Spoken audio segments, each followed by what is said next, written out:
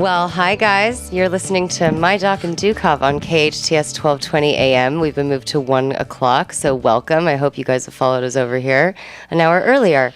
How you doing, Dr. Is that a daylight savings thing, or just? No, I think so really it's like 12 o'clock? The show is?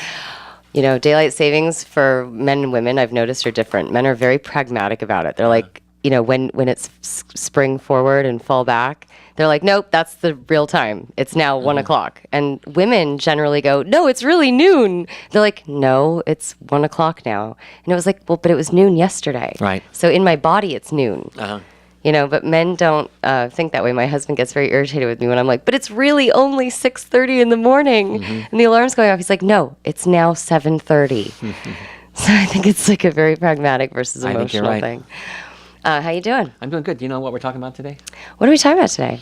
We're talking about narcotics, the use and the abuse of them, and how many poor people are hooked on those, and maybe what physicians and prescribers could do to help patients not get that way. Because there's so many people that are hooked on narcotics or benzodiazepines like Valium and Ambien and things like that.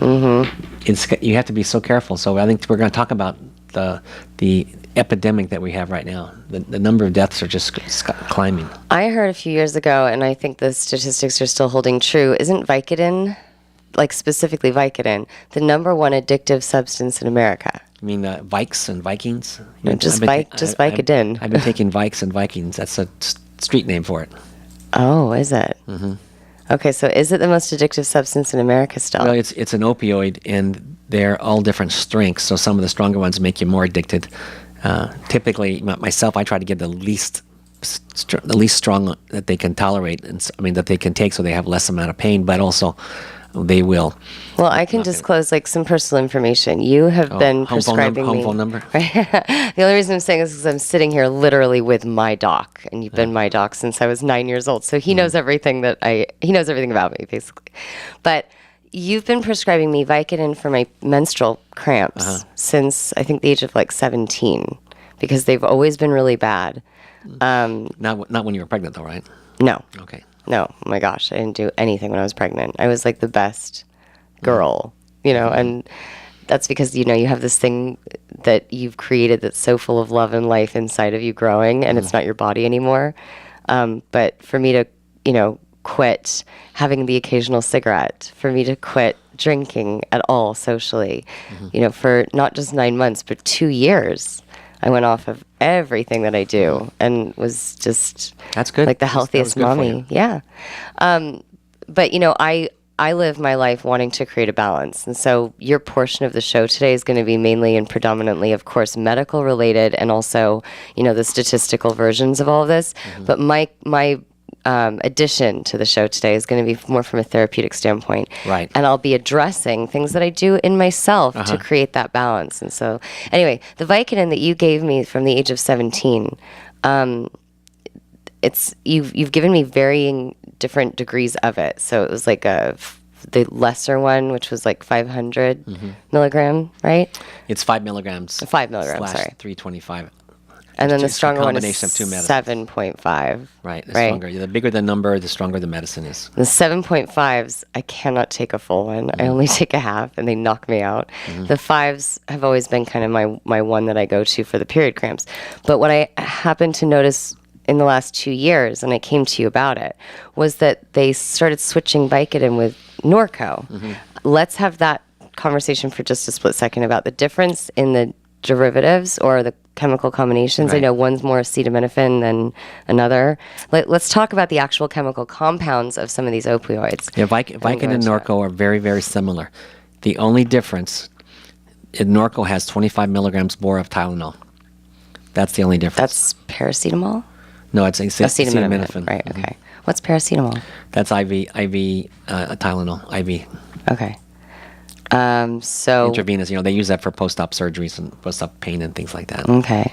I guess why I'm bringing it up is that everybody has a different chemical compound. Like everybody has a different chemical makeup. We're all slightly different. Right. Norcos don't feel the same to me as Vicodin, just for me. And you keep telling me they're the same. But now, specifically, one has more acetaminophen in it than another. We should call a pharmacist. And find out from them. How many people buy like Tylenol in droves and add it to? Because it's hydrocodone. Hydrocodone is the main part of it, and then they throw in the Tylenol on top of it. They actually have some hydrocodone that has Motrin mixed in with it. So there's several ways that you can. Now, why do they do the differences? What are the differences for? There's different pain pathways, and some people do better with Tylenol, some people do better with Motrin type of medicines. Mm-hmm. So if I tell you I don't like Norco, but I like Vicodin, what am I really saying I like? More of the acetaminophen? There's less acetaminophen with the Vicodin. Oh, okay. So I like less Tylenol in my compound, basically. Mm-hmm. All right. So talking on that level, just chemically, why do people get addicted to their painkillers for some symptom? Like, you put me on that for menstrual cramps. Mm-hmm. I don't find that I have any kind of addiction to that where I need it every day. Like, I use it for my period cramps once a month. But what would lead somebody, and we're not talking about emotional stuff yet, that's kind of my side, but what would lead somebody chemically to creating a substance-related addiction? It's usually the continued use of the medicine. So sometimes they'll come in with an injury and it can't be repaired right away, or they have no insurance, they can't afford to get the MRI or get the surgery.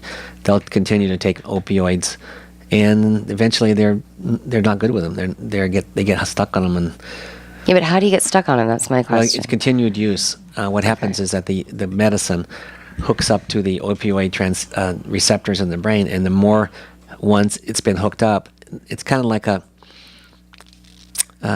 way, you're catching a ball. So what happens? You throw the ball of opioids into your body, and something has to catch it.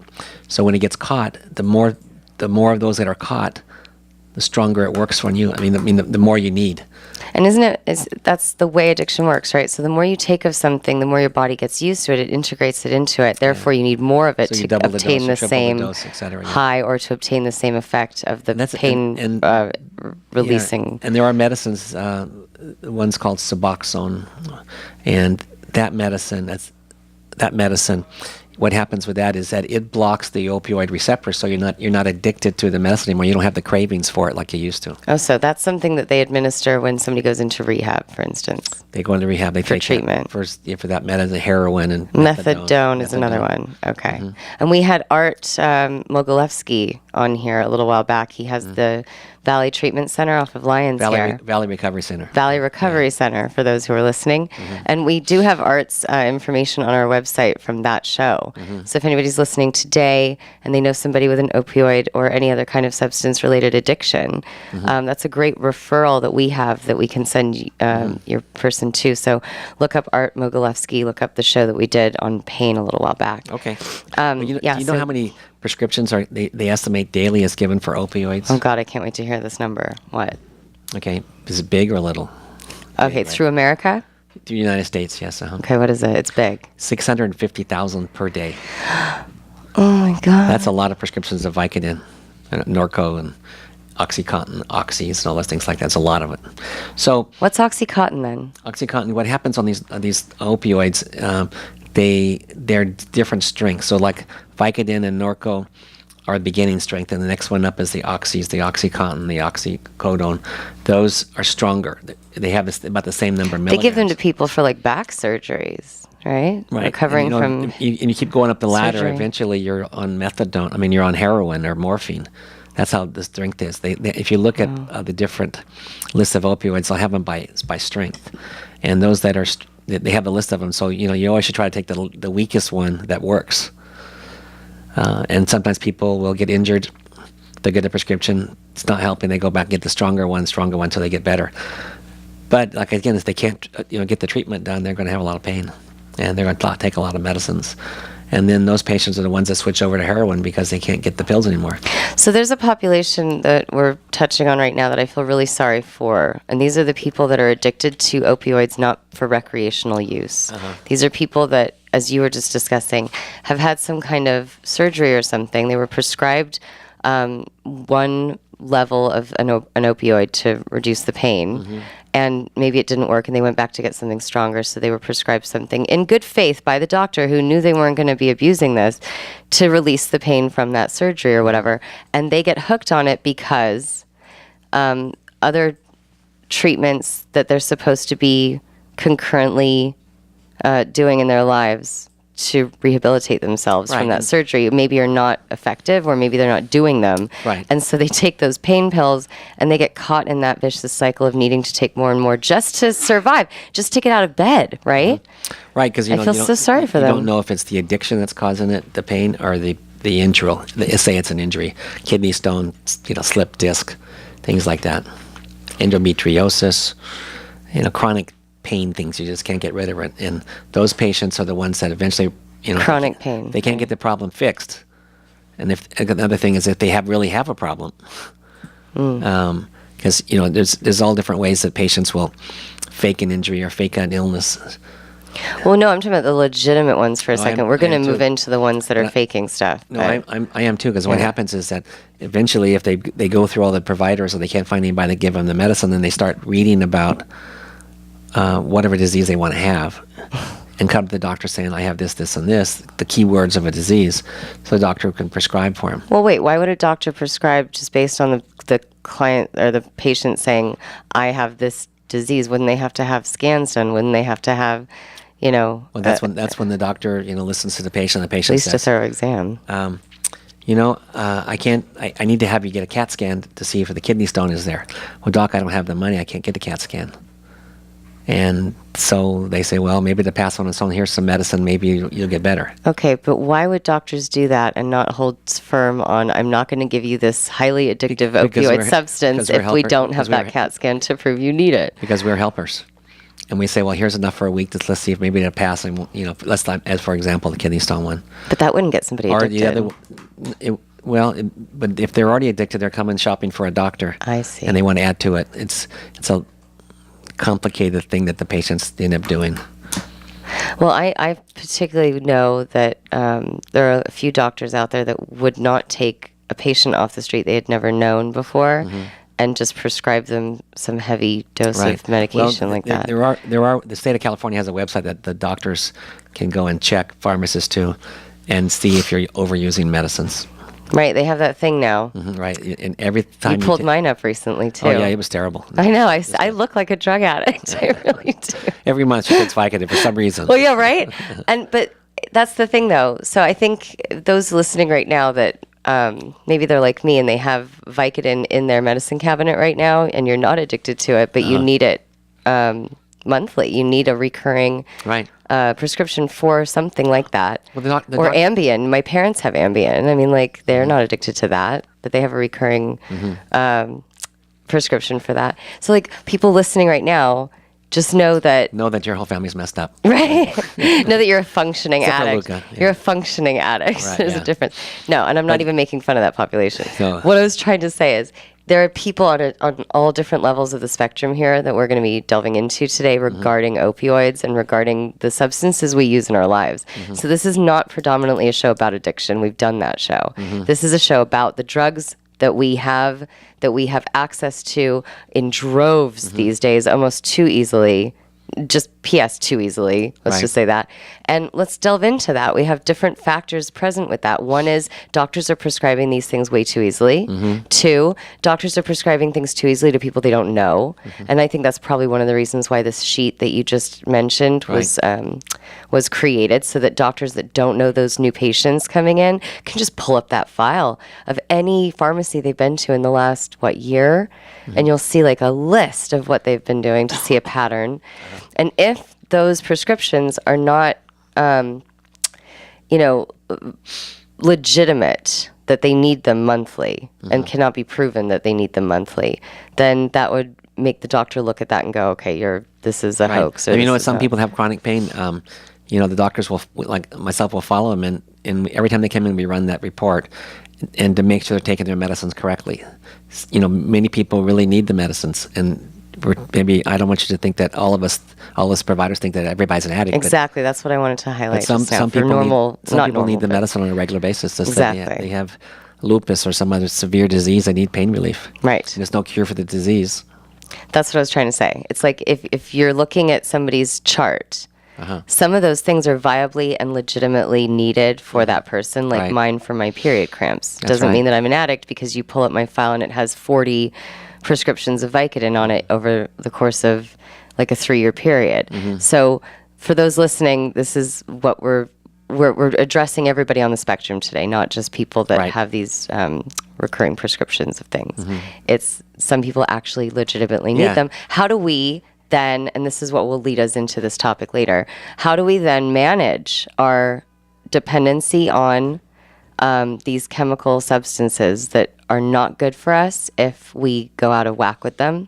How do we manage that in our lives and maintain a healthy, balanced way to use them if we need them chronically? Like if we have some kind of chronic condition. I know somebody particularly who can't get out of bed without a Percocet.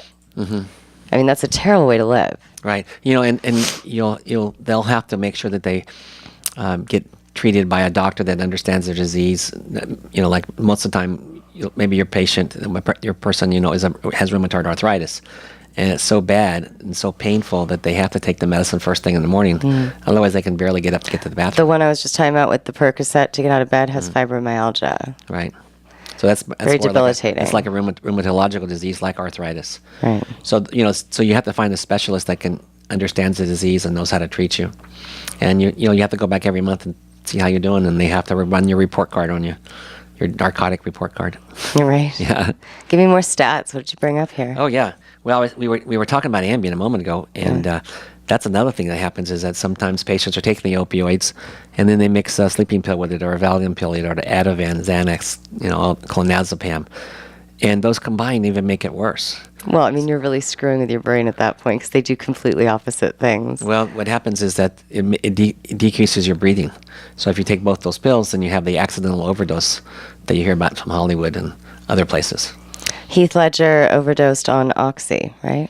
And sleeping pills. Oh, it was Oxy and Ambien? And then some alcohol, too. Just to wash it down. Just to, get the buzz. Just to get the pill, that jagged little pill down. Prince recently passed away from his was it a Vicodin addiction? No, he had a designer drug. What was that? Somebody made something like fentanyl. Fentanyl. Scientists can make these drugs. Only if you're super duper rich. Right, or you're like that TV show, but they were making their own heroin at home. Took place in the desert. Oh, poppies. Doesn't opioids stem from opium, which is poppies, right? Which are growing rampantly in Northern California, right? And Turkey also. Turkey, yeah. So these things get derived from the juices of the poppies. They get squished into what happens? They take a knife and they cut the flower, the thing in the middle, the big bulb, and that oozes out some stuff, and that stuff is what they make heroin out of it. And back in the day when everybody was all natural and we were just, running through fields. Right. Somebody probably ate a poppy and went, oh my God, this feels good. Yeah, actually, it's kind of crazy, but if you have a poppy seed muffin and then you go for a drug test. Right, I heard that. Something shows up there, yeah. I heard that. Yeah. Watch your poppy seeds. Yeah. That's really funny. Okay, I keep going. So Ambien mixed with these opioids, not a good idea. Sleeping pills in general, yeah. And not just, you didn't even just mention that, you said Xanax too. And anxiety medicines also. Those together are really a bad mixture for people. And they have quite a few deaths every year from that cocktail. Mm-hmm. So and sometimes what happens, patients don't always give all the information up when they see a provider. Oh, by the way, I take 1 milligram of Xanax every night. That's why that question, guys, when you go into the doctor and they say, what other medications are you taking? Are you taking any other medications currently? That's what that question's for. So don't be embarrassed to say, oh, yeah, I had an Ambien last night, because that might really impact whatever prescription you're given that day. Yeah. Well, we're going to be back pretty soon here. We're going to take a quick break. We're at AM 1220 KHTS. If you have any questions, please call us at 298-5487. And we'll be right back. Thank you.